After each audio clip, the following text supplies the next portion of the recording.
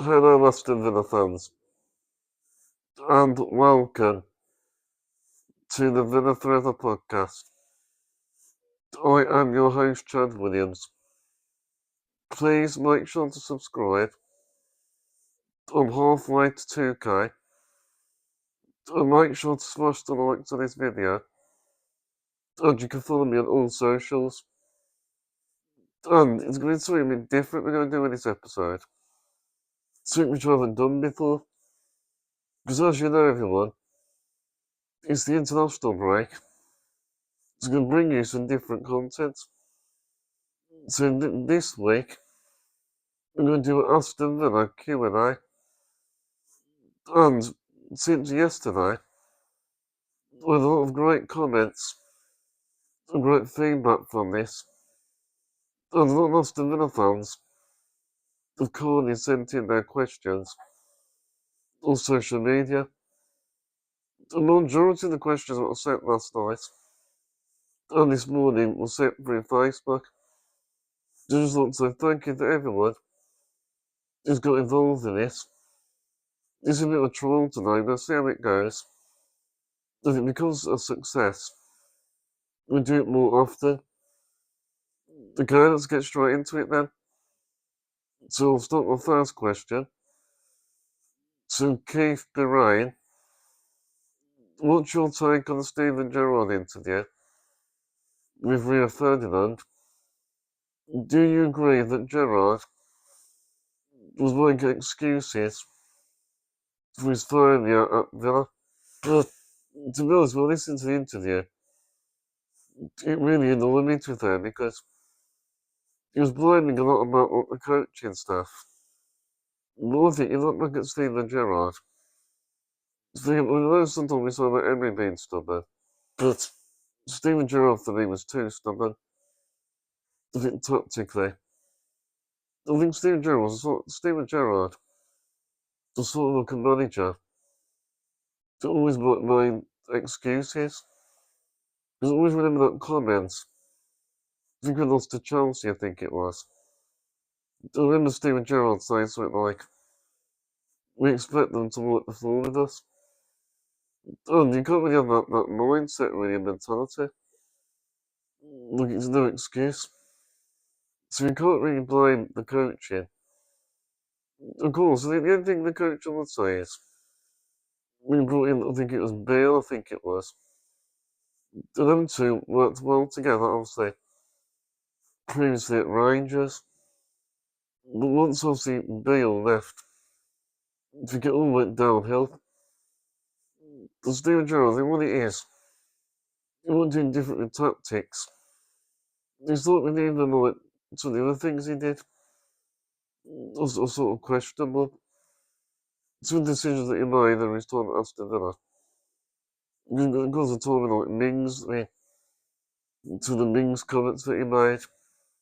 I just think Steven Gerrard had the wrong attitude, and with Steven Gerrard, I just don't think it worked out, I don't think. I think he was backed by the board enough. Because of course he brought in sides like Coutinho. But with Coutinho, we knew well at Liverpool. Supposing obviously Dino, was going to sort it out. The good thing that Steven Gerrard did do is he brought in Boubacar Kamara, which was a successful part for that. Steven Gerrard era was an absolute disaster. And, at that level, you just can't make excuses. So we'll move on to the next one then. So Keith Birain again. Why Villa? What drew you to the club? Why did you pick them as your team? Well, I've told this story to many people. Judging because my mum that I for Villa. Because back in the 80s, my mum, she followed Villa for a long time. Just sort of get my love from there. And look the same with Aston Villa. It chooses you. There's sort of no going back. I love to say, I think I'll remember because it's going to be the Man City game as the first Premier League game. back in 2005, but for the Villa for nearly 25 years, which is a long time. Aston Villa's always been in the blood. I can tell you a funny story actually. My dad's friend, Steve Cartwright, he was actually a Blue Nose, and he actually bought me my first Villa kit. He did as well. That's like a nice memory. That's what you call dedication, because even though he wasn't a Villa fan, he went into the Villa store and bought me a printed on the number with 10 on the back, with a name on the back. And, fair play. I really think Steve was hoping that I was going to be a Blues fan. But I chose Villa instead. And there's no going back, really. Once you choose your team, you never go back there. I just thought, I mean, with Aston Villa, we've got a real connection. Because also, what they've done for me over the years, including the Acorns. Because all the service issues are Acorns. So I met the players regularly. So, since I was very young, always had that connection. I've been a season ticket holder of Villa Park since 2007, which was actually, I'm going to remember, it was a season. Trip Martin, I was the manager then. It was 07, 08.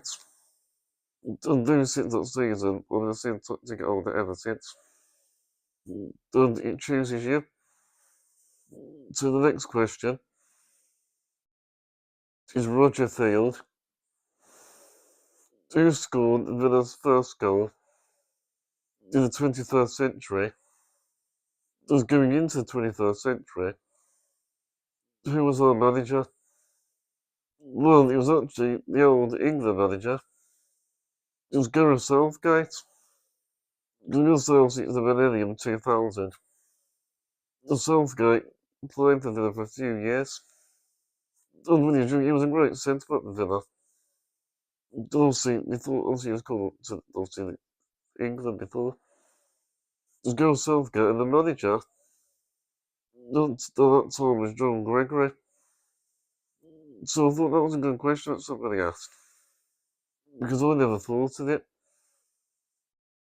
I mean, it sort of makes you think, but that one I definitely go down the history books. Because Southgate, I think there was those days that Ugo Eggio, who's still no longer with us, after. And John Gregory wasn't good manager for Villa. We had some good times under John Gregory. From what I can remember, I was quite young at that time. Go to the next question. Sammy McGaw.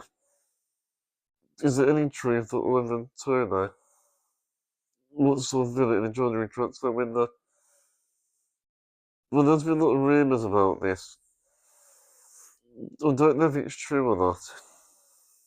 But it wouldn't be amazing if we did have him. Because, of course, Ivan Turner does play for Brentford. Of course, and he's a great goal scorer. He's playing some of the good competition for Watkins. I do think Watkins seems to play better with his competition. Also, the big worry is as well, if Watkins gets an injury, we're going to really struggle. But Ivan Turner, I definitely like him.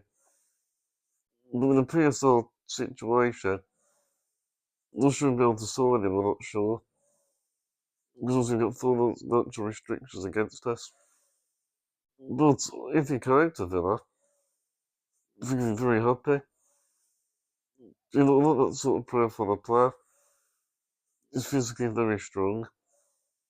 I think his hold-up play is pretty good. Gets into decent positions. And we know he can finish.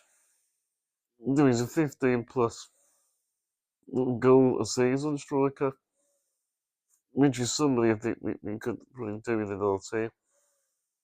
Just a thought of the places.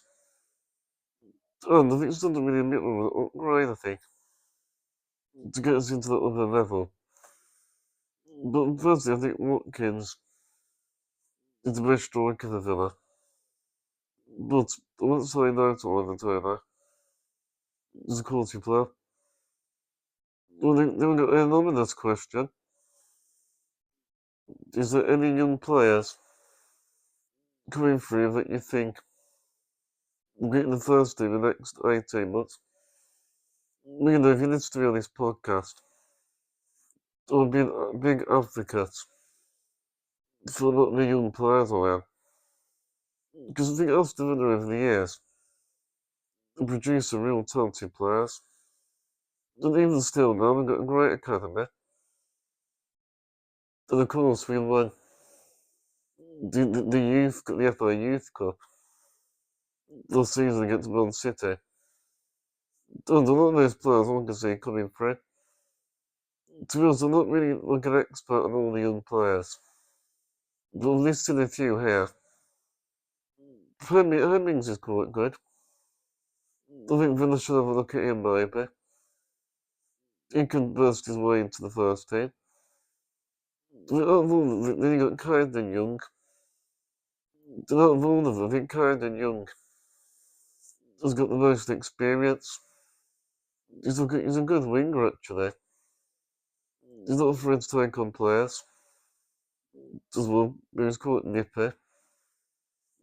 And he can get up and down the pitch quite quickly.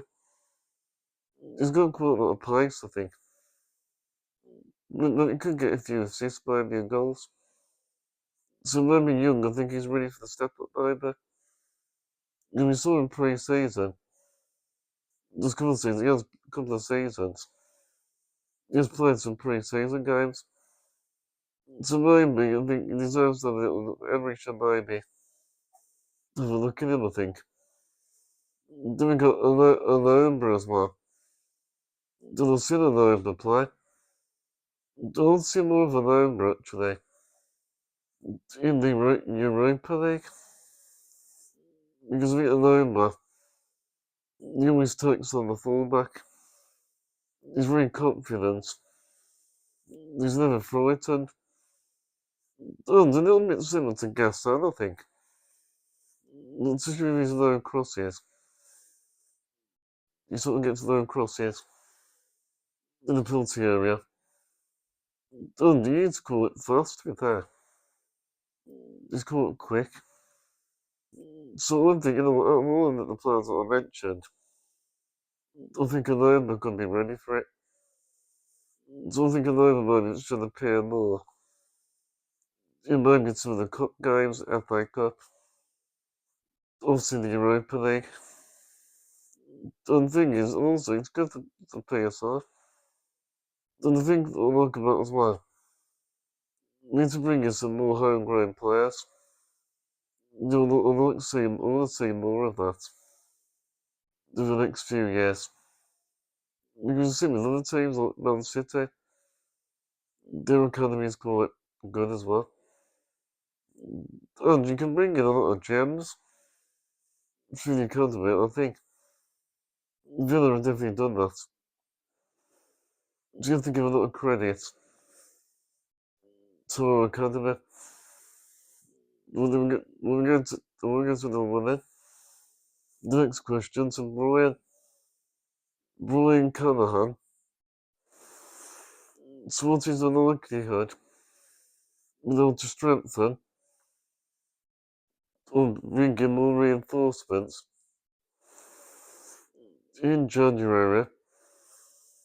What positions would you like to see us strengthen? That's also, Brian, that's a good question. Because I definitely think January there will be some new faces coming in. Especially if you want to be consistent in the Premier League. I'm playing in also the Europa League. I think for me, potentially might need a right back maybe. Just to give Matty Cash a bit of competition. And also right back, we've never got Garcia. You don't really see much of Garcia really. he's sort of in and out of the team. Don't think it was strange when Monchi was at Villa. Is it a joke, I think, situation? Because I liked him, but then we sold him on for profit because of PSR. Also, I want to say yes, other than maybe striker, I think.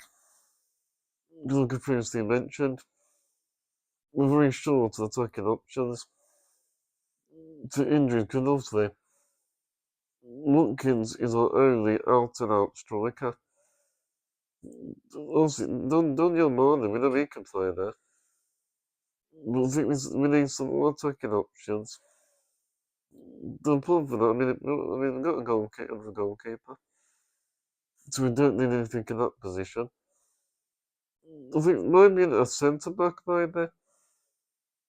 A strong physical presence at the back, I think. We certainly look another leader at the back. A bit similar to Taller and Mings figure. Someone who can communicate with the team. Someone who can win aerial battles in the air. Something like that, I think. And maybe a winger. Because I think Leon Bailey is left there. So we do need to strengthen at the wing position. So look, I'm going to look at upgrade, I think. Because I'm not sure what you think, Aston Villa fans. I think we missed out on Garnacho.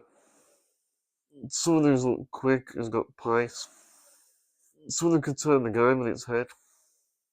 But at the same time, though, we have to be very smart with PSR. Because we're not out of it yet.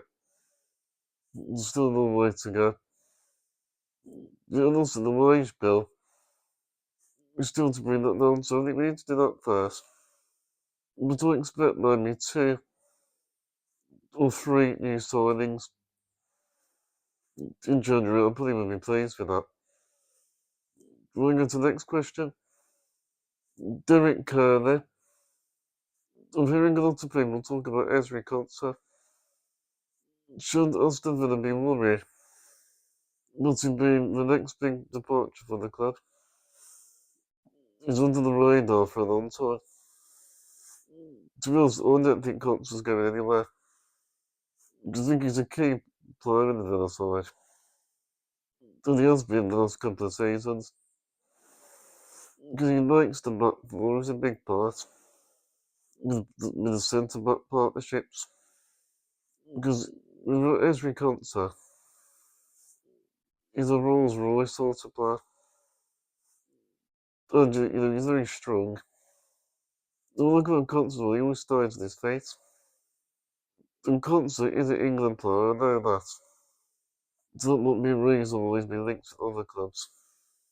With players like that, we shouldn't sell. Because he's been on that journey with us a bit like with Torre Mings and McGinn. Also, Ezra Konsa, he's been on that journey with us as well. And, also, he's a great passer on the ball. Because on the back, even when he's under pressure, he's very calm under pressure. They'll play that for the back, and it actually sits. Ezra Konsa still on the play, and also what I like about Ezra Konsa, what he does now is, he goes forward a lot more as well. He looks at like burst forward. And he starts up the attacks. So yeah, Ezra Konsa's not going anywhere. He's a crucial player. Then we've got Dave Larkin. Are we in a position to buy before we sell? Is there more money available to sign players? Well, it's going to be very difficult because you got obviously SCR, you got PSR, you even got FFP to worry about. But I think we're also going to buy, but we will need to sell players as well because the wage bill is far too big. We're going to bring it down. Also, hopefully, we need more revenue, I think, as well, which will help. But I think there is still money available, but I can't see us spending a fortune because we can't afford to. Because we've only been fined before, and they're very strict in PSR. But I think, look, to get two players in, or maybe, if not, we might get a few loan deals in. We won't be able to afford that.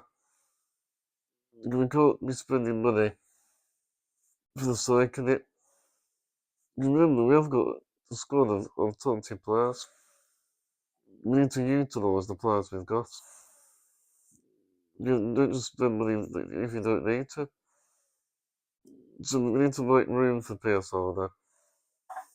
In order to do that, sell a few players, move on players that are not starting, and get them off the books. Then we got Philip Flanagan. Obviously, increased revenue is the key to beating PSR and the ability to buy top quality players. But is increasing Villa Park by 10,000 seats approximately is going to be enough. Surely a completely new stand, increasing the capacity to 65,000 would be a better option. I think Philip, I think I agree on this one. I think in order to compete these days, I think the stadium should be at least 60,000. Because, like I mentioned like a little bit earlier, revenue is really important to cultivate their money. When we're doing that, it would really help that because we know that Aston Villa fans don't completely feel that because we've got a big fan base. And the other reason as well, even though you know the way they took the Hotspur Stadium, what they don't just cater to football events. They do all different events. And then the biggest stadium will be for concerts. A bit like what we do with the Black Sabbath concert. Some of the concerts were the last few months at Villa Park. Stadium's bigger, there's no way to make revenue. And I think it just sounds simpler. It's also like looking down the north stand. You can fill in the corners. Because the majority of stadiums are going that way. So we need to compete. Because you got like, the Emirates Stadium, that's over 60,000. You got the Etihad, there's 60,000. You got Anfield. There's quite a few stadiums to compete with. That's the only way we're going to do it. And it's going to be, I mean, the atmosphere, when it gets to being capacity like that, the atmosphere would be incredible. I mean, you imagine European nights with 64,000 fans. That would be incredible. I think the reason we're letting it towards 10,000 is because of the Euros. Because the regulations of the Euro Stadium has to be at least 50,000. That's the reason we're doing it. But I think with the owners we've got, Wes Edens and Nacho Suarez, they're only going to do it to 10,000, I think. But in the new era, I think when I leave, these current owners, the other owners then will go to 65,000, I think. It's going to be a slow process over the years. They've got a few questions from a fellow co-host, Aaron. So he's sent me a few good questions. So will Sancho come good at Villa? I think it's important we give Sancho time. I think, try and get, because like Emery, like most players, he gets the best out of them. We always see glimpses of what Sancho can do. I just think Sancho, he needs regular minutes and game time. Because at his previous clubs, he's been in and out of the team, hasn't really been getting that. But if he has a strong run in the team, there is definitely a chance. If he can try and find the form he discovered when he was at Dortmund, he needs to rediscover his form at Borussia Dortmund. Because he didn't really hit the ground running at Man United and Chelsea. But, Emery, those challenges like this, you can really look at his project a bit like, look at Morgan Rogers. Look at he's come a long way. He's pretty young player of the year. He's in the England squad. And Morgan Rogers the best time of his life at the moment. And that was thanks to Emery. And Emery can see things in players that other managers don't see. So Emery's a good person to learn off. When fit, do you think Amadou Onana makes the starting 11? I think it depends on the game, I think. Because obviously you got tournaments in there. I do like Onana. I think he's one of those players you can rotate. Because look about him, he gets stuck in Onana. He does the dirty work. A little bit similar to what Kamara does. Because also you got Kamara and Timbers. But at the moment, Timbers out the team. So yeah, I'll say Onana does start. But when Timbers, obviously then, you go back to the double pivot of Kamara and Timbers. But Onana is a good squad option to have. Because solid squad player. And he's a bit like a Yaya Toure sort of player. Look, his runs forward. Physically very strong. And nobody can outpower him. He never gives up. And he can shoot from distance. And he's another player that can protect the back four. Let's remember, we need solid for a lot of money. But I know Nana's a real character. He's very passionate. He wears a shirt with pride. Also, we got Aaron Thornton again. Don't you thought accessibility around Villa Park for you during a match day? What can be done to support you? Others were power chairs or wheelchairs. Well, there's a couple of things I would say. I think firstly would be the payments around Villa Park are absolutely awful, especially for wheelchairs. Because it's very, very bumpy. It actually damaged my wheels, which I don't think is any good at all. So I do think they've got to do something about that. Or make all the paths more flatter, I would. Yeah, they could resurface them all, I think. Just to make it more smooth ride. There's always like very rough ride around Villa Park. Even before you get in the stadium. With the whole surrounding area needs a good look at to see more what can be done. Because then it makes access a lot better then. The look is a lot more smoother. I'm trying to think of what else I could say. Also the parking.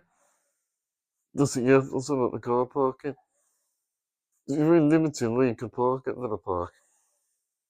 There's nowhere where you can park, especially close by. I think they need to have some more parking spaces, but more near the vicinity of the stadium. More than you can't find a car parking space. It makes it really difficult. It denies you getting in before kick-off. That's a real nightmare. The other thing is, well, I think they do need to manage the traffic of vehicles better. Because when you get out to the park, when the game's finished, it's a real free-for-all. It's dangerous as well, because a lot of fans walk in the road as well. So that's what they need to have a look at as well. The safety of others. Important for that match day experience is a pretty good experience. We'll get unfolded again. How many goals do you think Ollie Watkins will score this season? Well, I'm not sure what he's on at the moment, but I'm going to have to say, surely he's going to get 15 plus, I think. But what it is, he needs to be consistent. But hopefully, now he's scored, his confidence will be back soon, hopefully. Because what it is, Watkins, he throws off confidence. Once he gets one, he gets another one. He just needs to be a bit more clinical. There's something going to take a risk sometimes. And, just go for it. Just give it a go. That's all you can ask for. Other thoughts again, do you think Martinez will go next summer? There is a high chance, I think. Because obviously, I don't know where his head at, really. Because he was very close for his leaving last time. The last minute, the deal it got pulled out. But if he's not happy at the club, then he has to go. Because I just think, in my opinion, no matter who you are, nobody's bigger than the club. And Martinez got to do what's right for him. And you have to remember Martinez. Also, he's a little bit older as obviously now as well. So that could come into it. But I would not be surprised if he left. Because I just know what's going on behind the scenes. And I didn't like the way Martinez, how he went about his business. He could have handled it differently, I thought. The whole transfer situation. So, in my opinion, I think Martinez going to be his last season. And if it is, he's been a good servant for us. You achieve Champions League football, 3 European finishes. Also, you're a big character to lose, but we have to move on. Because we only got a good number 2 anyway. So what do you mean not bothered if Martinez leaves? Of course, it's good for the dressing room, but it would be a disaster if he leaves. Because we've got Bizot anyway. He's probably one of the best number 2 goalkeepers for Aston Villa a long time. And he's proved that with his performances. Then we got the next one. Aaron Thornton, realistically, when can you see Villa finishing in the Prem? It's going to be at least top 6, I think. In my opinion, I think it'll be 6th place. Oh, well, I'm predicting 5th. But as long as we get Europa League, and maybe add the trophy to that list, I'll be very happy. But realistically, I think it's a big next 2 weeks for Villa. The fixtures against Tottenham, Man City, and Liverpool, I'll sort of be able to judge that then. So we've got Corley's stand. What's your earliest Villa memory? This is a good question. But let's say it was I can't remember exactly. But I think the first ever game was a Warsaw friendly. I'll tell you Man City was the first Premier League game. But I remember, I think it was at the Mascot Stadium. It was a pre-season friendly. And I think Pablo Anga was playing there. And it was actually one of my players, actually. But I had the back of my shirt. So I've got a lot of memories at Anga. That brings back some great memories for us at Villa, that does. For me, because it's one of the earliest parts of me supporting Villa. So yeah, I'm pretty going back then. But I've been a Villa fan since I can remember. I'm going to say since I'm about 4 or 5, something like that. The last question, we got John O'Sullivan. One question, we have it maybe on the outside. It's outside your scope. But is the Premier League breaking the law in PSR? When goes for breaking the law, I think. Maybe Man City are breaking the law, I think. But apart from that, I probably would say it's probably corruption, I think. Because there's one rule for another in the Premier League. I think there needs to be a lot more fair. Because Man City, this court case, is still going on.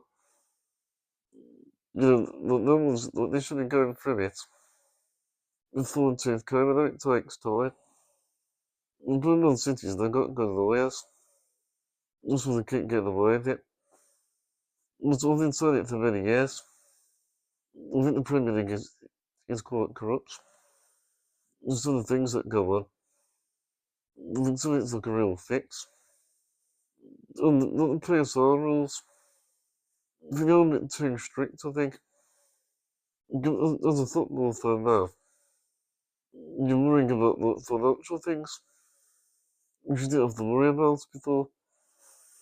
I just think with football's played on grass. It's not played on a spreadsheet. And it takes the fun out of the game. And I think, it's alright to give out, and also these fines, they give out these fines to like, the other teams. Because Man City don't even get a look at them. You're handing out all these fines. It's just too soft. The things that are even too soft, and the biggest of things, no one does anything about it. So yeah, so breaking the law, I think it's very close to that. Between the Man City court case. But I won't say breaking the law there properly. Well, yeah, thank you everyone. Hope you enjoyed these Q&As. Before we go, I've got to say as well done to Morgan Rogers and Ollie Watkins scoring an international duty. I'm very happy for both of them. And it's like a good form now. Hopefully it's come at a good time. The confidence in the world are good. And Watkins with his goal, he was at the right place, right time. And Rogers was a brilliant finish. I think Watkins and Morgan Rogers, if they want to get in the England squad this summer, they need to show that consistency. If they can do that, then I think they've got a good chance. But yeah, well, this is just an episode. It's a little bit different to what I usually do this episode. But I hope you guys enjoyed it. Make sure to give me some feedback about it. Make sure to let me know your thoughts in the comment section. And thank you everyone for watching. Give it a like and